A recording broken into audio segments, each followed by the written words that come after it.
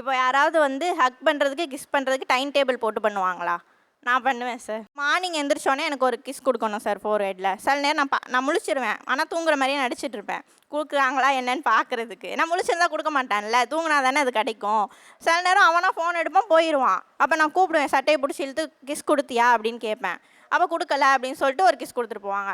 இது வந்து ஒரு வாட்டி கேட்கலாம், 2 வாட்டி கேட்கலாம். எத்தனை வாட்டி சார் கேட்க முடியும்? ஒரு பொண்ணோட எதிர்பார்ப்பு அதுதான் சார். அப்பா அடுத்து பேசவே இல்லை ரொம்ப நாள்.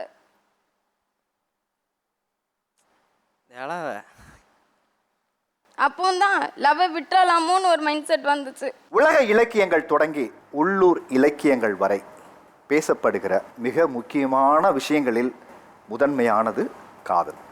இங்கே நிறைவேறிய காதல், நிறைவேற காதல் அப்படின்னு 2ஆ பிரித்தோம். அப்படின்னா நிறைவேறாத காதல் பார்த்தீங்கன்னா நிறைய இருக்குது. அதனால் நிறைவேறிய காதல்கள் மேலே எப்போவுமே ஒரு எதிர்பார்ப்பு. நமக்கெல்லாம் நடக்கலையே, இவங்களுக்கெல்லாம் எப்படி நடந்துருச்சு, அவங்க வாழ்க்கையில் தோத்துட்டாங்கன்னா நாங்கள்லாம் அப்போவே சொன்னோமே, நீங்களாம் அன்னைக்கே கேட்டிருக்கலாமே அப்படிங்கிற கேலி பேச்சுக்கு ஆளாகிறதுன்னு பார்த்தீங்கன்னா அந்த காதலித்து திருமணம் பண்ணியவர்கள் தான். இதில் ரொம்ப அழகான விஷயம் என்னன்னு பார்த்தீங்கன்னா, பெரும்பாலான காதல் திருமணங்கள் வெற்றியில் முடியுது. ஆனால் இந்த காதல் திருமணத்துக்கு அப்புறமாக ஒரு எபிசோடு ஒன்று இருக்குது. காதலித்து போராடிய காதல் நம் வாழ்க்கை ஓட்டத்தில் அந்த காதல் எங்கே போச்சு, காணாம போச்சா, யார் தொலைச்சாங்க, எப்படியெல்லாம் அந்த காதல் நம்ம வாழ்க்கையில் நம்மளை எப்படி அரவணைச்சு இந்த கல்யாணத்துக்குள்ளே இழுத்து வந்துச்சோ, அதுக்கப்புறம் அந்த காதல் இருக்கிற இடம் எங்கே அப்படின்னு காதல் திருமணங்களில் நிறைய வீடுகளில் இதை தேடிக்கிட்டே இருக்காங்க.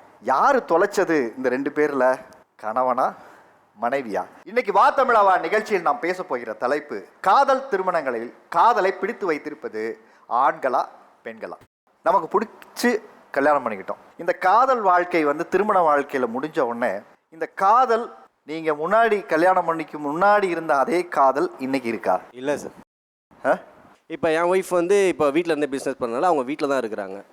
நான் தான் இப்போ வெளியில் வந்து வேலைக்கு போயிட்டு வந்துட்டு இருக்கிறதுனால நான் வெளியே போயிட்டு ஒரு 4-5 பேர் பார்த்தா எனக்கு அந்த டைம் ஓடிடுது. அவங்க வீட்டிலே இருக்கிறதுனால நான் வீட்டுக்குள்ளே என்ட்ரான உடனே நான் மொபைல் எடுக்கக்கூடாது, ஃபோன் எடுத்து கீழே வச்சிடணும். ஏன்னா அவங்க கூட டைம் ஸ்பெண்ட் பண்ணணும். நான் எவ்வளோ டைம் ஸ்பெண்ட் பண்ணாலும் டைம் ஸ்பெண்ட் பண்ணலைன்ற ஒரு சண்டை அடிக்கடி வரும். அதுக்கான டெஃபினேஷனும் நான் கொடுத்துட்டேன். காலையில் எழுந்தா நான் உன் மூஞ்சை தான் பார்க்கணும், நான் தூங்கும் போது நான் உன் மூஞ்சை தான் பார்த்து தூங்க போகிறேன். இதில் உனக்கு என்ன ஆகிட போதுன்னா, இல்லை பழைய லவ் உங்ககிட்ட இல்லை. எத்தனை வருஷம் லவ் பண்ணீங்க? மேரேஜ் ஆகி 1 இயர் ஆகுது. அது முன்னாடி ஒரு 7 இயர்ஸ். இல்லை சார், அவங்க லவ் பண்ணும்போது எப்படின்னா நம்ம எல்லாமே சொல்லுவார். வெளியே போனால் இந்த சாப்பிட்றது கூட கேட்பாரு. கொண்டு நான் இன்னைக்கு பிரியாணி சாப்பிட போகிறேன், ஃப்ரைட் ரைஸ் சாப்பிட போகிறேன், அந்த மாதிரி நிறைய விஷயம் கேட்பாரு. லவ் பண்ணும்போது நாங்கள் ஃபோன் பண்ணி கேட்போம், சார் இந்த சாரி இந்த மாதிரி நல்லா இருக்குதா போதா அப்படின்னு கேட்போம். இப்போ என்னன்னா நல்லா இருக்குது அவ்வளோதான், அதோட அது விட்டுடுறாங்க. இப்போ நம்ம அதை ரொம்ப அதிகமாக எதிர்பார்க்குறோம். மேபி அவர் வந்து லவ் பண்ணும்போது ரொம்ப அதிகமாக கொடுத்துட்டாரு. இப்போ அதில் கொஞ்சம் அவர் மிஸ் பண்ணால் கூட அது எனக்கு ரொம்ப அஃபெக்ட் ஆகுது. ஆக்சுவலி என்னன்னா நாங்கள் வந்து இன்டர் ரிலிஜியன் மேரேஜ். இதே வாய் வந்து பிஃபோர் மேரேஜுக்கு முன்னாடி ஒரு வார்த்தை என்ன சொல்லிச்சுன்னா, உன்னை மாதிரி யாருமே இந்த உலகத்தில் பண்ணியிருக்க மாட்டாங்க என்னை பொறுத்த வரைக்கும்னு சொல்லிட்டு, என் லவ்வுக்காக நான் என்ன வேணால் பண்ணுறேன்ற ஒரு மைண்ட் செட்டில் நானும் போயிட்டேன். சுனத் பண்ணிக்கணும் அப்படின்னு சொல்லிட்டாங்க. சரி நான் சுனத் பண்ணிக்கிறேன் அப்படின்னு சொல்லி அப்பயும் நிறைய பேர் கேட்டாங்க, 23 வயசாவது யோசிச்சுக்கோ, ஏன்னா மெச்சூரிட்டி இல்லாத போது அந்த பெயினை விட இப்போ உனக்கு மெச்சூரிட்டி இருக்கும்போது பெயின் அதிகமாக இருக்கும். சரி இல்லை அதெல்லாம் பார்த்துக்கலாம் அப்படின்னு சொல்லிட்டு போகும்போது ஹாஸ்பிட்டலில் பண்ணக்கூடாதுன்னு சொல்லிட்டாங்க இவங்க. எங்களோட இதில் வந்து சின்னதுலே பண்ணிடுவாங்க. ஸோ அது கையில் தான் பண்ணுவாங்க. இவர் ஹாஸ்பிட்டலில் பண்ணோடனே ஃப்யூச்சரில் ஏதாவது இதுவாகுமோ அப்படின்னு சொல்லிட்டு நான் யோசிச்சு நான் இவரை கூப்பிட்டு போயிட்டேன். சரி பண்ணலாம். எனக்குமே தெரியாது அது அந்தளவுக்கு பெயினா என்னன்னு சொல்லிட்டு தெரில. ஆமாம், வெட்ட போகிறவனுக்கு தான் வெளி தெரியும். கண்டிப்பாக சார். நான் போகும்போது என் முன்னாடி ஒரு குழந்தைய செவன்னு தூக்கிட்டு போகிறாங்க. அப்பே எனக்கு நான் பிளாஸ்ட் அந்த இடத்துலயே. ஜஸ்ட் 1 நிமிஷம் தானே, அதில் என்ன ஆக போகுதுன்னு நான் விட்டுட்டேன். அவர் உள்ள கத்துறோடனே எனக்கு கண்ணிலேருந்து ஊற்றுது. ஏன்னா அவர் பில்டிங்கே அதற மாதிரி கத்த ஆரம்பிச்சிட்டாரு. பேண்ட்லேருந்து கீழே வரைக்கும் அந்த பிளட்டு ஊற்றிக்கிட்டே இருக்குது. எனக்கு அப்போ பார்த்தோன்னே ரொம்ப என்ன சொல்கிறதுனே தெரில. எனக்கு அப்போ தான் எனக்கு அதோட பெயின் வந்து தெரிஞ்சுது. 1.5 மாதத்துலேருந்து 2 மாதம் திரும்பி கூட படுக்க முடியாது என்னால். அந்த மாதிரி அப்போலாம் பேசின வாய் இப்போ வந்து என் மேலே லவ்வே இல்லை, எனக்காக நீ எதுவுமே பண்ண மாட்டேற. அப்போ வந்து ரொம்ப இருந்தது சார் லவ். அப்போ வந்து எது சொன்னாலும் நான் பண்ணுறேன், என்ன சொன்னாலும் இது இவ்வளோ தானே, நான் அவ்வளோலாம் பண்ணீங்க, இப்போ உங்களால் பேச கூட டைம் இல்லை அப்படின்னு. அதுதான் சார். அப்படி லவ்வே இல்லாமல் இல்லைன்னு சொன்னவங்க தான் நான் இந்த சுன்னத் பண்ணி 1.5 வாரத்தில் பிரேக்கப் பண்ணிக்கலாம்னு சொல்லிட்டாங்க சார்.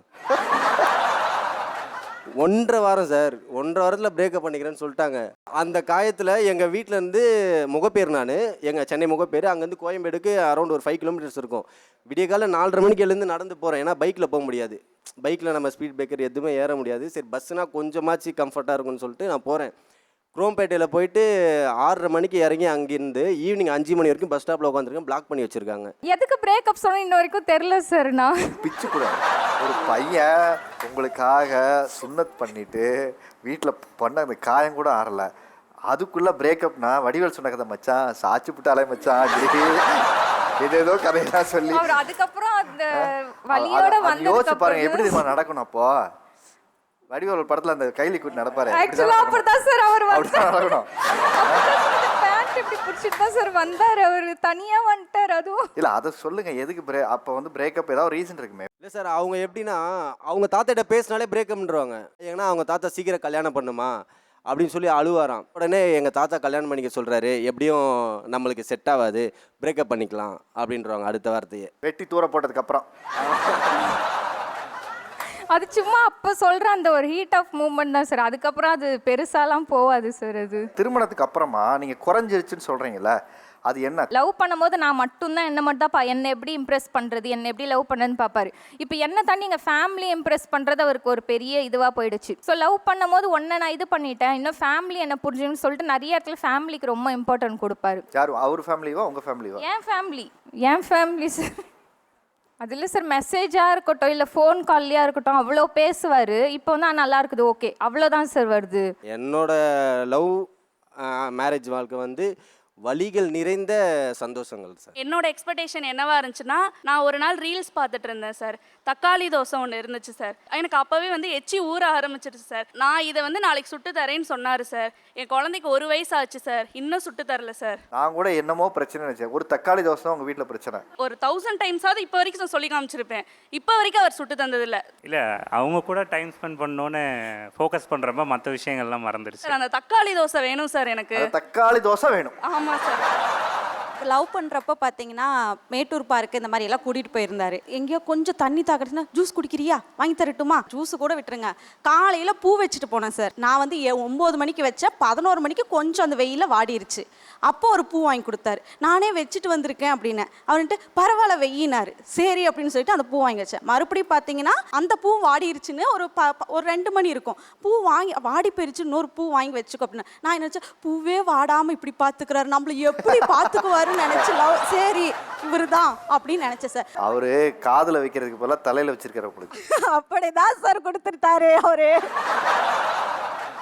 ஜூஸு கூட நமக்கு வேணும்னா, தண்ணி தாகடிக்குதுன்னா ஏதாவது ஒரு கடையை பார்ப்பாரு சார். வண்டியிலேயே ட்ராவல் போகிறோன்னா கம்ஃபர்டபுளாக இருக்கா, ஓகேவா, தண்ணி குடிக்கிறியா, ஜூஸ் குடிக்கிறியான்னு கூட்டிகிட்டு போவார் சார். இப்போ எங்களுக்கு கல்யாணம் ஆகி 9 வருஷம் ஆயிடுச்சு, 2 பசங்க இருக்காங்க. இப்போ போன மாதத்துக்கு முன்னாடி தான் நாங்கள் மேட்டூர் பார்க்கு போனோம். அங்கே போய் எனக்கு தண்ணி தீந்துருச்சுனோடனே அங்கே போய் டேங்க் இருக்குது, அதை போய் பிடிச்சிட்டு வா அப்படிங்கிறாரு. 9 வருஷம் தான் ஆச்சு. அப்போ லவ் பண்ணுறப்ப மட்டும் இந்த தண்ணி வேணாம், ஃபில்டர் வாங்கி தரேன் அப்படின்னு போய் கடையில் வாங்கி கொடுத்தவர். இப்போ அந்த டேங்கை பார்த்து போய் பிடிச்சிட்டு வா, வேகமாக போய் பிடிச்சிட்டு வா, தண்ணி 20 ரூபா செலவாகுதுல அப்படிங்கிறாரு சார். இன்டர் காஸ்ட் மேரேஜ்னால இப்போ எங்கள் வீட்டில் சப்போர்ட் இல்லைங்க சார். ஃபுல்லாக நாங்கள் 2 பேரும் தனியாக தான், இப்போ 30 வருஷமாக தனியாக தான் இருக்காங்க. அதனால் வந்து இப்போ ஒவ்வொரு செலவும் பார்த்து பண்ணுறதா இருக்குங்க. அவங்களுக்கும் சரி பசங்களுக்கும் சரி கொஞ்சம் செலவை கொஞ்சம் குறைச்சிட்டுங்க. முன்னா ஒன்றும் பிரச்சனை இல்லை, அப்போ குழந்தை இல்லை, அப்போ ஜாலியாக சுற்றணுங்க. இப்போ அதேமாரி சுற்ற முடியாது, வேறு ஒன்றும் இல்லை. இதனால தான் நான் எல்லாத்தையுமே டைட்டாக பண்ணிட்டுங்க. இப்போயுமே ஒவ்வொரு விஷயமும் பார்த்து அவங்களுக்கோசரம் தான் பண்ணுறேன். அவளுக்கு என்ன பிடிக்குமோ அதை தான் வாங்கிட்டு வந்து வீட்டில் வைப்பேங்க. பசங்களை கூட இவளை கேட்டுட்டு அடுத்தபடியாக ஆப்ஷன் தான் பசங்களுக்கு. 2 மணி நேரத்துக்கு ஒருக்கா நோட் பண்ணி வாடின பூவை திருப்பவும் வாங்கி டாப் அப் பண்ணியிருக்கீங்க. அது என்ன கான்செப்ட்? அது அந்த டைமுக்கு தோணுறது தாங்க சார், மற்றபடி யோசிச்சு பண்ணுறது கூட இல்லைங்க. அப்போ உண்மையிலே 2 மணி நேரத்தில் பூ வாடலை? இல்லை, பூ லைட்டாக வாடி தான் இருந்ததுங்க சார். வாங்கி கொடு, அது இன்னமே சொல்லி காட்டுவாங்க. அந்த பூ விஷயத்தில் மட்டும்தாண்டா அவங்கள்ட்ட நான் மடங்கிட்டேன், கம்முன்னு இருப்பேன் அப்படிம்பாங்க.